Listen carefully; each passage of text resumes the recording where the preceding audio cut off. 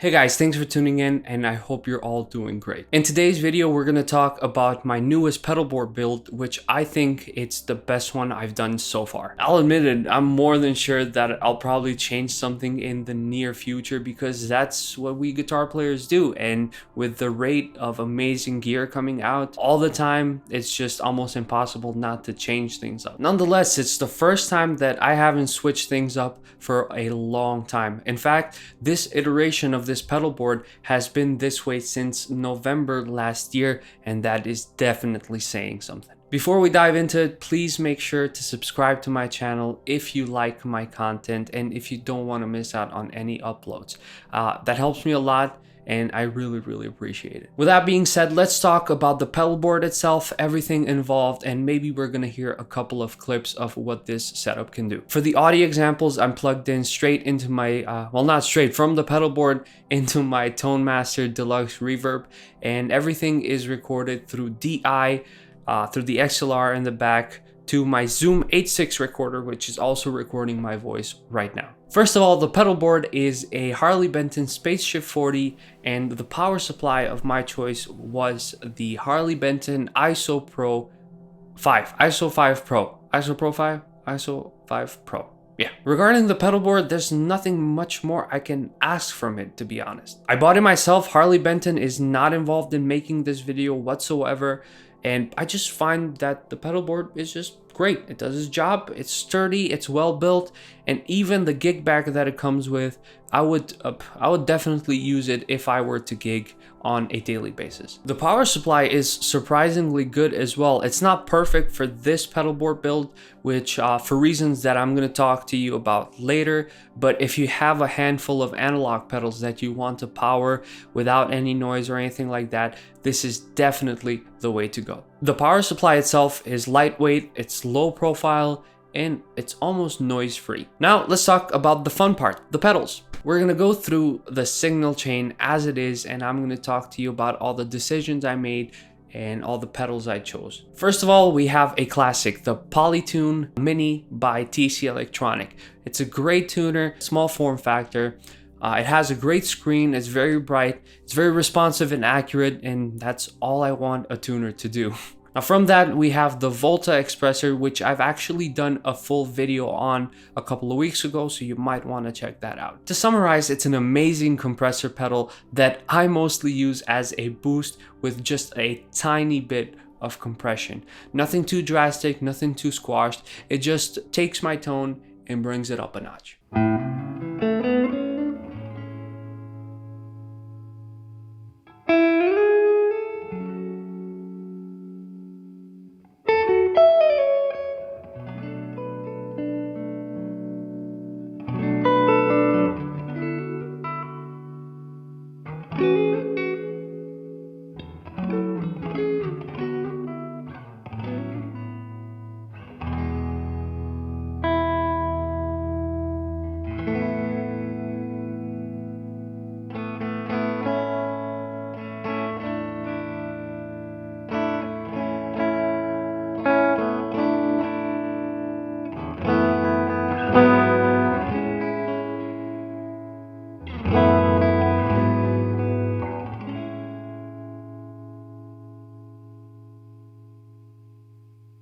I really love this pedal. If I plug in through my pedal board, this pedal is on 99% of the time. Next, we have another Volta pedal, the Blue Overdrive. To keep it short, it's a dumble in a box, but I personally feel like that description doesn't do it justice. It's one of the most flexible overdrive pedals that I've ever heard or played, and I think it's the only overdrive pedal that I will ever need. And what I love about this pedal is that it has a couple of toggle switches, but they do something. Like when you turn them on or off, they do something to the sound. And we all know that's not true for all the boutique overdrive pedals that have these kinds of toggle switches.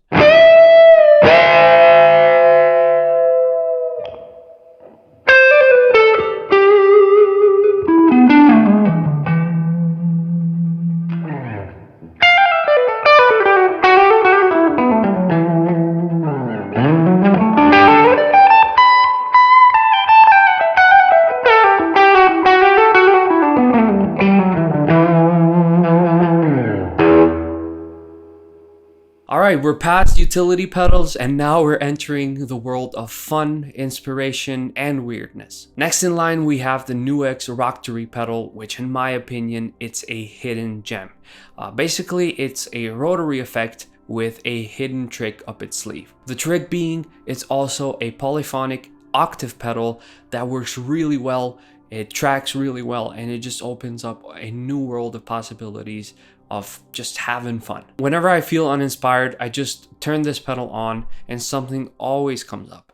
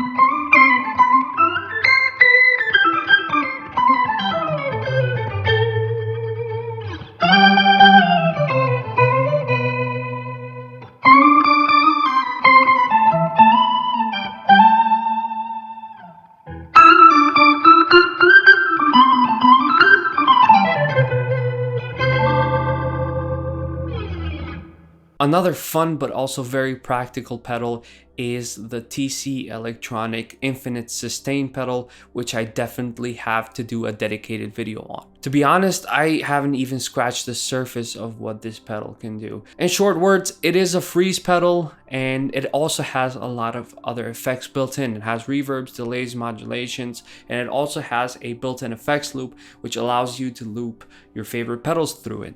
And as I said, it can do a lot. I have to explore it more before I do the dedicated video, but at the moment I'm using it mostly as a practice tool or even a music creation tool, because I drone notes or I drone a chord and I play licks over it or I practice scales over it, and it's just really fun.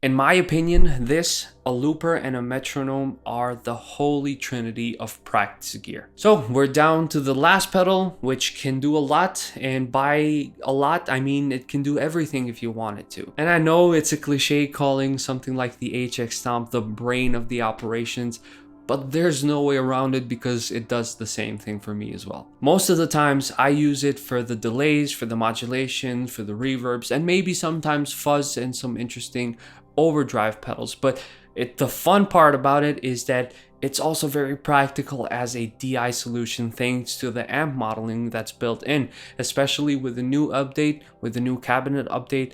All the amps sound amazing and you cannot go wrong with it. Not only that, but if I want to play my favorite amp, my Tone Master Deluxe Reverb, but I also want, let's say, a plexitone, I can use the preamp section of the HX Stomp in order to color my Fender amp as a Marshall without doing any routing or without going DI through the HX Stomp. I just use the preamp section. If you don't know, the HX Stomp has a preamp section, it has an amp section and a cabinet section. So if you want to bypass the amp and the cabinet, you can only use the preamp to color your amp. And at that point, it works like an amp in a box. So you can color your tone the way you want it to. Of course, it's not going to sound like a Marshall if you're plugging it through a Fender Deluxe Reverb, because the speaker makes a huge difference, but still you're going to have that taste that you might need for a song or for a session. I've made a video about it already, but I truly think that the HX Stomp XL specifically could be the best piece of gear ever invented.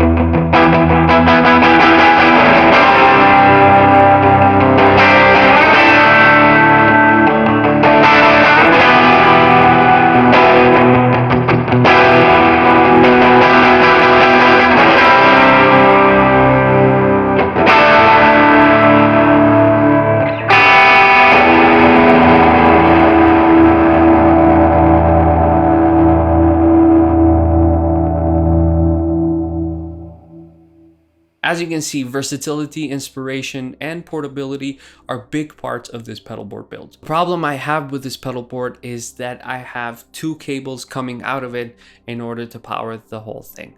So one cable comes from the HX Stomp, from the adapter, and one comes from the power supply, which is powering all the other pedals. Now the solution is simple, just getting a better power supply, because the one that I have currently, I said it works great, and it does with analog pedals, but it just doesn't meet the requirements to power the HX Stomp as well. With that being said, it's certainly not a deal breaker. I'm not gigging or doing anything like that, so it really isn't a big deal for me to have two cables power my whole power supply, but it would be neat to have only one cable.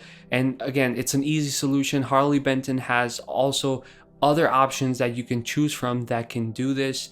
And I mean, it's a problem solved. You just go to Thomann, order it, and the problem will be solved. But I just haven't gone through the trouble of doing that yet. Anyways, that's my pedal board, and I hope you enjoyed this video. Pedal boards are really fun, and building or putting one together is a great mental exercise. At least for me it is. I hope you found this video helpful, and I'd be extremely happy if this inspires your new pedal board build in any way. With that being said, I want to kindly ask you again to please subscribe to my channel, because that really helps a bunch. Also, follow me on Instagram. I also post there quite regularly. Alright, that's going to be the end of this video. Thank you so much for your time, and I hope you enjoyed this video. I hope to catch you with the next one, and until then, have a good one and stay safe. Bye bye.